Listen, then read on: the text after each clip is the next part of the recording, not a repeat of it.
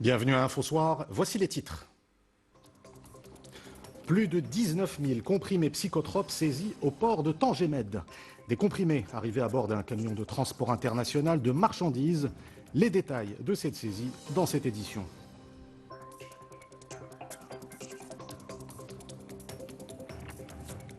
Suite à l'intervention marocaine menée à Guergarat sur instruction royale pour mettre fin aux agissements du Polisario, les liaisons commerciales ont pu reprendre entre le Maroc et la Mauritanie. Dans ce journal, les réactions à Nouakchott d'universitaires et de journalistes. Face à la baisse attendue des températures, le comité provincial de veille et de suivi se réunit à Ouarzazate pour mettre en œuvre le plan d'atténuation des effets de la vague de froid. Il s'agit de mobiliser tous les moyens logistiques et humains et d'assurer la rapidité des interventions dans les zones touchées. Le cinéma maghrébin sera bientôt à l'honneur à Oujda. La ville accueille à partir du 25 novembre prochain la 9e édition du Festival maghrébin du film. Une édition qui se déroulera dans un format entièrement numérique en raison de la crise sanitaire. Madame, Monsieur, bonsoir. Nous débutons cette édition par cette saisie de plus de 19 000 comprimés psychotropes au port de Tangemed. Des comprimés arrivés à bord d'un camion de transport international de marchandises. Les détails de cette saisie dans ce reportage de Sdir Benzina, le récit de Rita Saha. Ce chien d'intervention a eu un flair exceptionnel. Il a conduit son maître, un policier issu de la brigade cynotechnique, droit vers ce camion de transport international de marchandises.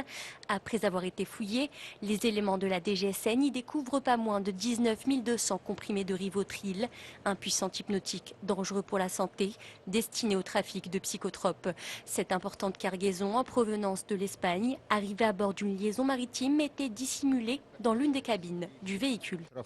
L'enquête se poursuit sous la supervision du parquet général en coordination avec les services de la police judiciaire au niveau international et national afin de démanteler le réseau de trafiquants qui propagent des produits dangereux pour la santé publique. Cette impressionnante prise a également permis la saisie d'importantes sommes d'argent en devises et d'une dizaine de téléphones portables.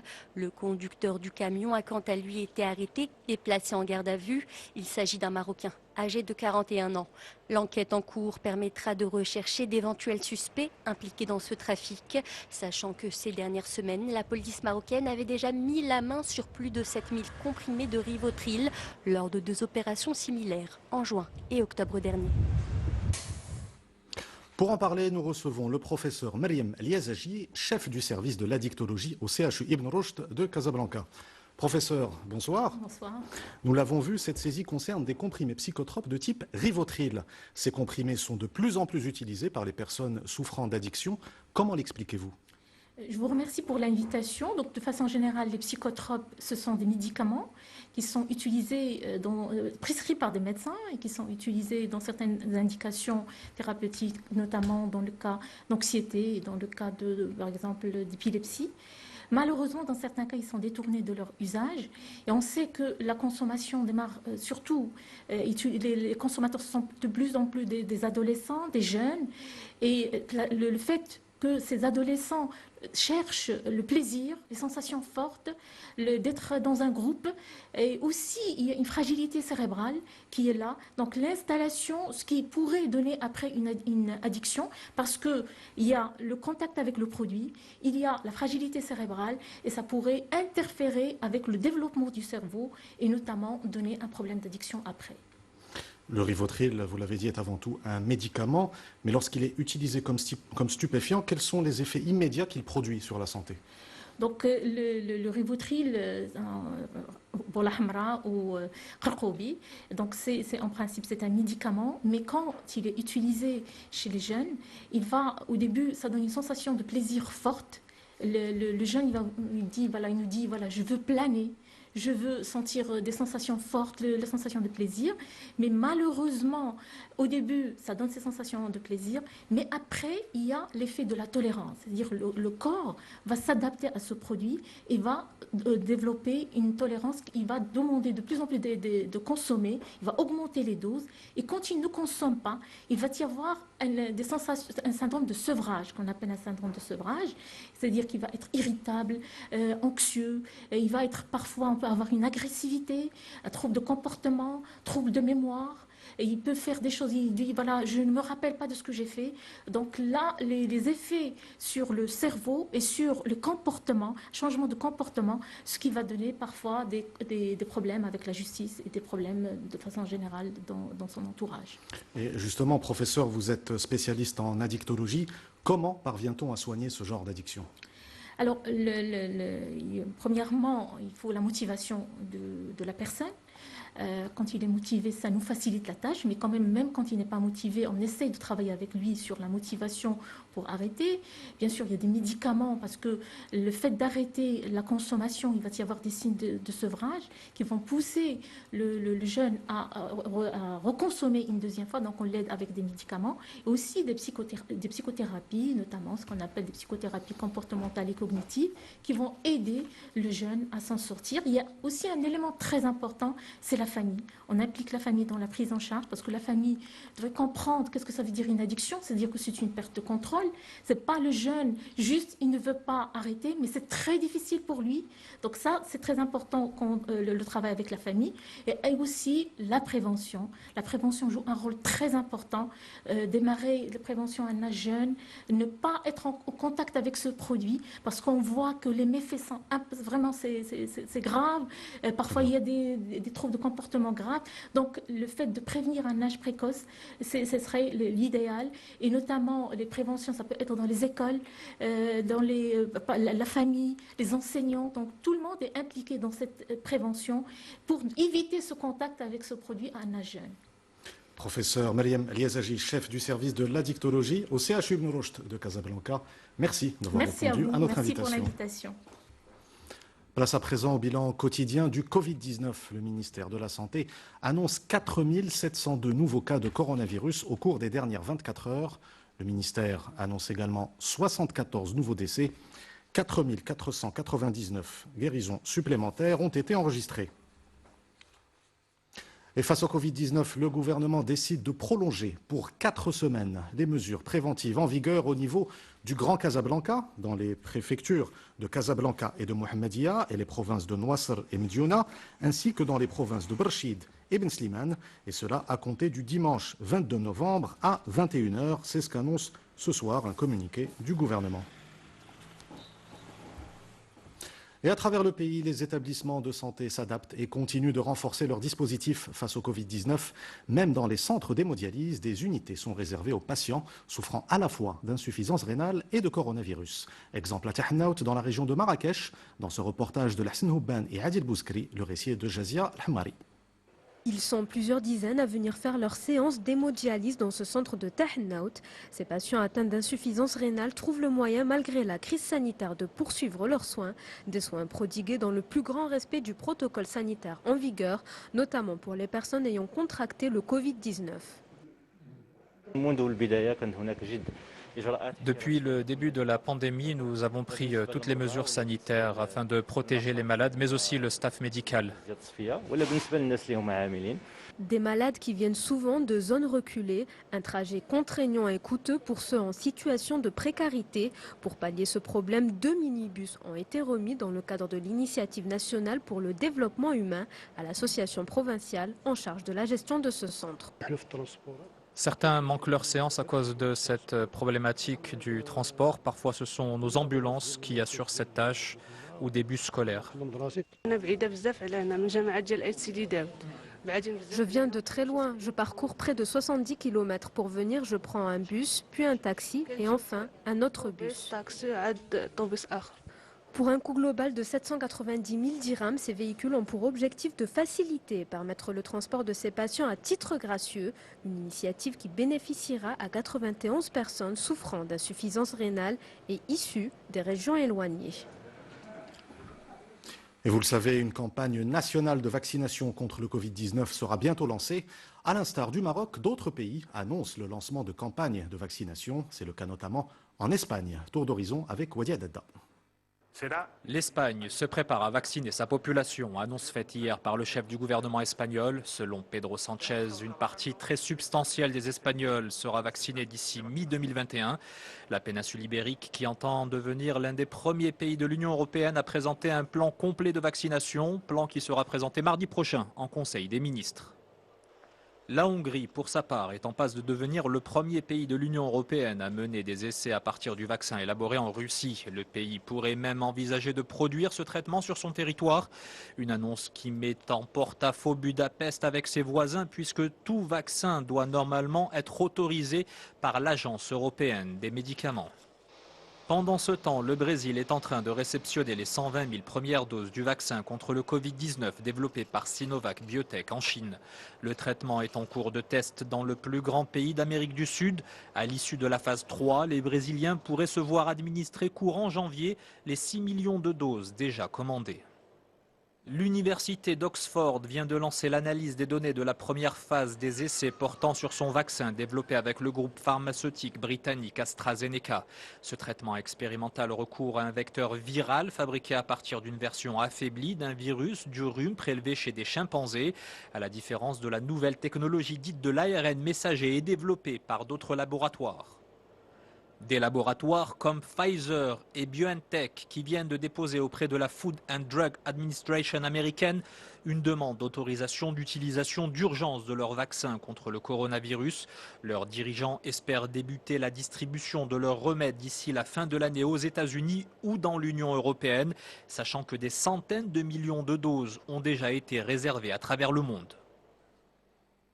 Et la pandémie de coronavirus est l'un des thèmes du sommet du G20 à Riyad. Présidé par l'Arabie Saoudite, les travaux du sommet se déroulent en vidéoconférence en raison du Covid-19.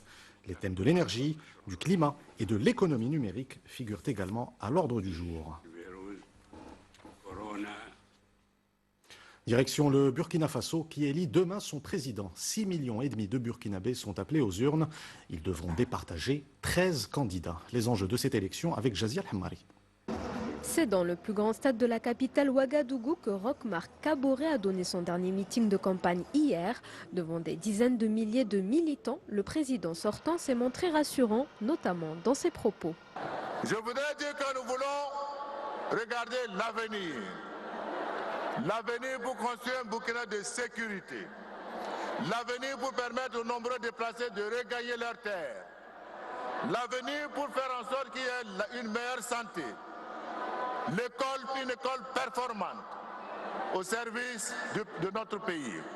Dernier meeting aussi pour Edi Komboigo. Écarté du scrutin en 2015, le candidat du parti de l'ex-président Blaise Compaoré apparaît plus déterminé que jamais.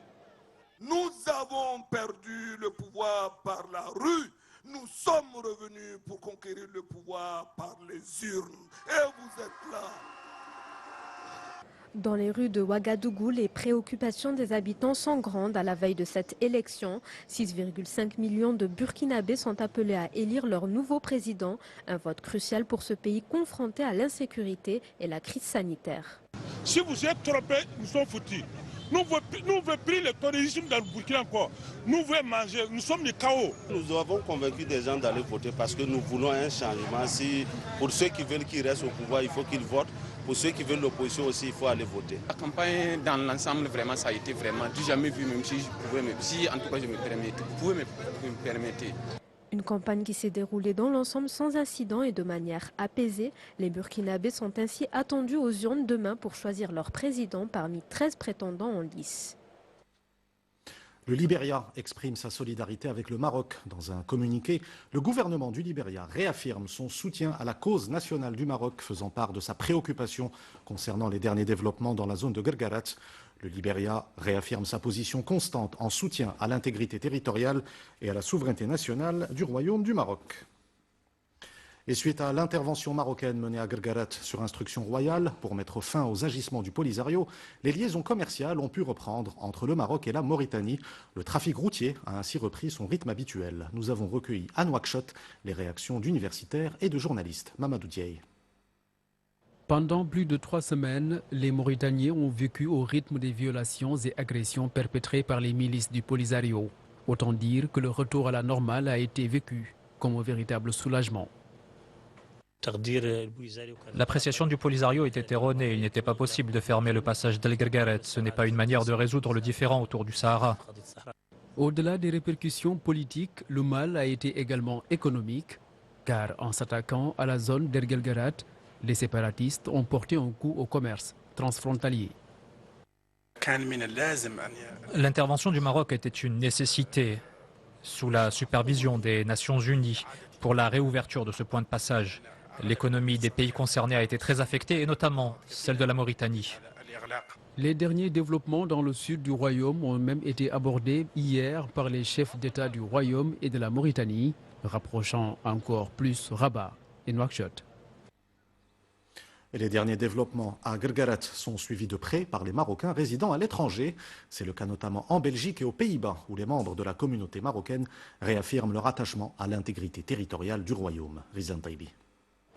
Malgré la distance, les Marocains des Pays-Bas ont suivi avec intérêt les événements qui ont marqué la semaine dernière le poste frontière de Guerguerat. Ils saluent chaleureusement l'opération menée sur haute instruction de Sa Majesté le roi Mohamed VI pour débloquer et sécuriser cette zone où le Polisario a fait incursion. Je remercie le Maroc et son armée d'avoir libéré ce passage qui a été investi par le Polisario, et cela sans effusion de sang. Je remercie Sa Majesté le Roi et les phares. C'est une opération qui a été menée d'une main de maître. L'intervention de l'armée marocaine sur instruction de Sa Majesté le Roi Mohamed VI a été d'une grande intelligence. Ce poste frontière est économiquement et stratégiquement très important. Il relie l'Afrique à l'Europe. Côté ouest de Walsberg, c'est le même intérêt. Les Marocains de Belgique, le groupe ethno-culturel issu de l'immigration le plus important démographiquement du pays, suivent avec attention ce dossier. Je salue la clairvoyance et l'action mesurée de Sa Majesté le Roi Mohamed VI et l'efficacité de toutes les unités de nos forces armées royales. Ils ont agi en un temps record pour déloger les perturbateurs du trafic entre l'Europe et l'Afrique. J'exprime toute ma solidarité avec nos militaires courageux qui ont fait acte de bravoure en libérant le poste frontière grâce aux instructions de Sa Majesté le roi Mohamed VI. La diaspora marocaine de toute l'Europe, en particulier d'Espagne et de France, qui compte plus de 2 millions de Marocains, se félicite également de l'opération menée par les phares sur instruction de Sa Majesté le roi. Et dans la province d'Aousserd, près de la frontière mauritanienne, de nombreux projets de développement sont lancés à Birgendouz, équipements, routes et activités génératrices de revenus, mais aussi des infrastructures sportives destinées aux jeunes de la région. Reportage Hassan Lohmadi et Nizar Bouhout, le récit est de Rizlan Taibi. Les enfants de Birgendouz se donnent rendez-vous dans ce centre pour faire du sport. Une unité qui dispose de tous les équipements nécessaires pour jouer au football, au basketball ou faire de la gymnastique. Le centre est spacieux, il est tout neuf. Je viens avec mes amis pour faire du sport. C'est la première unité du genre à Birgendouz. Elle permet aussi aux maires de se divertir et aux associations de se réunir pour travailler. L'unité a coûté 3 millions de dirhams. Elle comporte aussi un espace de puériculture. Le secteur de la jeunesse et des sports a bénéficié d'une attention particulière. Ce centre a été réalisé grâce au partenariat avec la préfecture d'Aousserd, la région de Dakhla Oued Dahab et la commune de Birgendouz. Une salle couverte et un grand stade verront bientôt le jour à Birgendouz grâce à une enveloppe budgétaire de 25 millions de dirhams. Direction à présent la région de Ouarzazate. Face à la baisse attendue des températures, le comité provincial de veille et de suivi s'est réuni pour la mise en œuvre du plan d'atténuation des effets de la vague de froid, avec un double objectif, mobiliser tous les moyens logistiques et humains et assurer la rapidité des interventions dans les zones touchées. Reportage Nzab Azizi et Hassan Belalim, le récit est de Sarah Jabri. Des neigeuses, tractopelles et pendeuses sont mobilisées par la délégation provinciale de l'équipement et du transport à Ouarzazate pour faire face aux effets de la saison hivernale. Nous sommes mobilisés sur un tronçon routier de 100 km et pour assurer des interventions rapides et efficaces, nous avons à disposition 13 engins de déneigement. Une mobilisation qui s'ajoute à la batterie de mesures proactives présentées lors de la réunion du comité provincial de veille et de suivi. Priorité accordée au secteur de la santé et de l'enseignement dans le cadre du plan d'atténuation des effets de la vague de froid dans le contexte de la pandémie. La délégation provinciale de la santé a prévu de renforcer l'action des unités médicales mobiles avec la programmation de 112 sorties, en plus de l'organisation de plusieurs mini-campagnes médicales.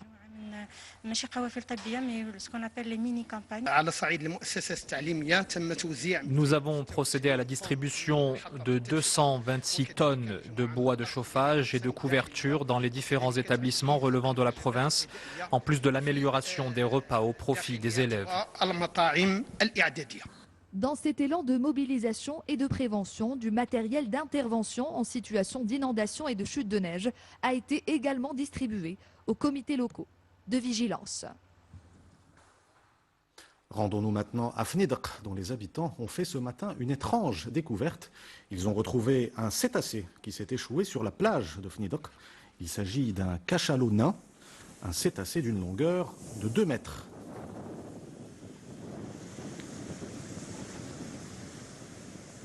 Et pour mieux comprendre ce phénomène naturel, je vous propose d'écouter Hussein Nibani, président de l'association Agir à Al-Husseima.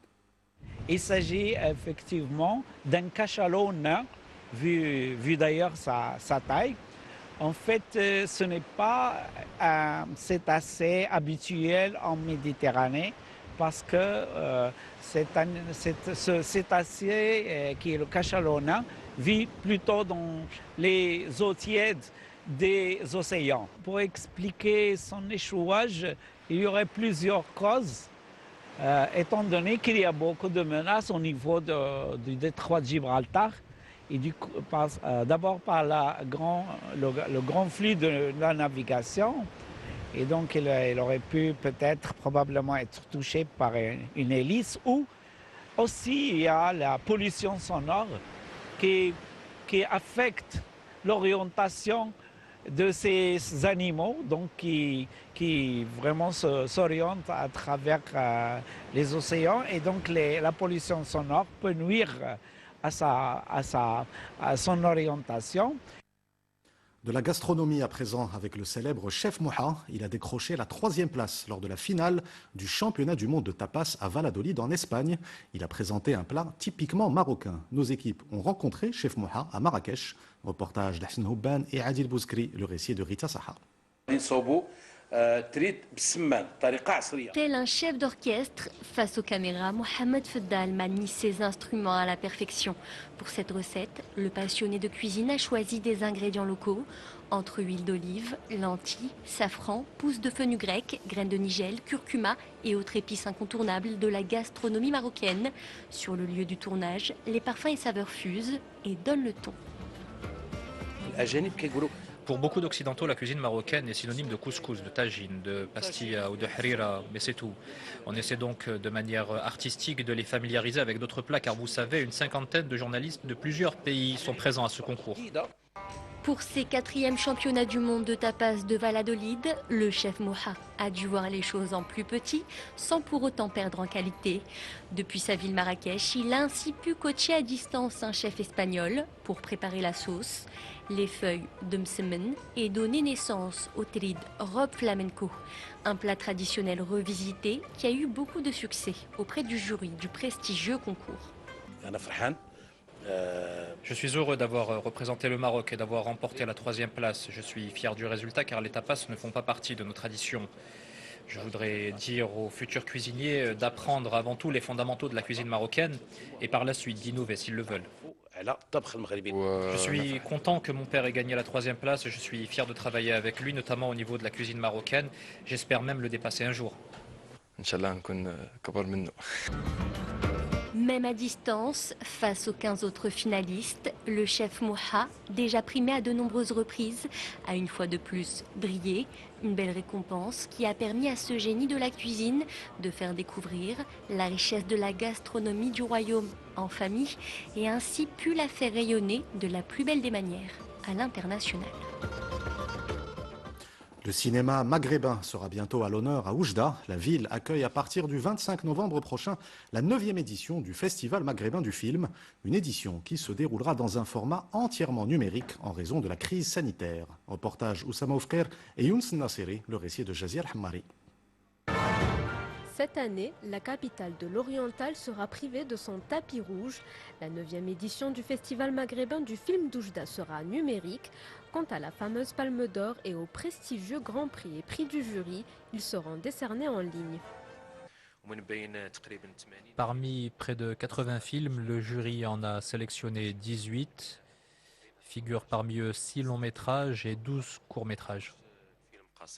Au menu de cette édition, divers ateliers numériques, des colloques, des rencontres, mais aussi des masterclass à distance portant sur le 7e art, un 7e art qui se veut résilient malgré la conjoncture actuelle. Nous avons tenté de travailler différemment cette année. Le festival sera 100% digital. Nous serons présents à travers les réseaux sociaux et notre site internet. Placée sous le thème L'Oriental du Maroc, un carrefour du cinéma maghrébin, cette édition inédite se tiendra du 25 au 29 novembre prochain, une manière de continuer à faire rayonner le cinéma maghrébin. Découvrons à présent ces images d'un sous-marin chinois au fond de l'océan, dans la plus grande fosse marine au monde, dans l'océan Pacifique. L'appareil chinois est descendu à plus de 10 000 mètres sous l'eau. À son bord, 3 chercheurs. Le sous-marin a pour mission de prélever des échantillons biologiques et d'observer les différentes espèces des fonds marins. Et ne manquez pas ce soir sur 2M, Lila Sahartna, une émission consacrée à la chanson marocaine en ce mois de novembre, marqué par le 45e anniversaire de la Marche verte et par la célébration le 18 novembre de la fête de l'indépendance. Avant de nous quitter, je vous rappelle l'une des principales informations de cette édition. Face au Covid-19, le gouvernement décide de prolonger pour 4 semaines les mesures préventives en vigueur au niveau du Grand Casablanca, dans les préfectures de Casablanca et de Mohammedia et les provinces de Noasser et Mediouna, ainsi que dans les provinces de Barchid et Ben Slimane, et cela à compter du dimanche 22 novembre à 21 h. C'est ce qu'annonce un communiqué du gouvernement. C'est la fin de cette édition. Vous retrouvez tout à l'heure Hossein Ouzik pour Al-Masaïa. Quant à moi, je vous dis à demain. Excellente soirée sur 2M.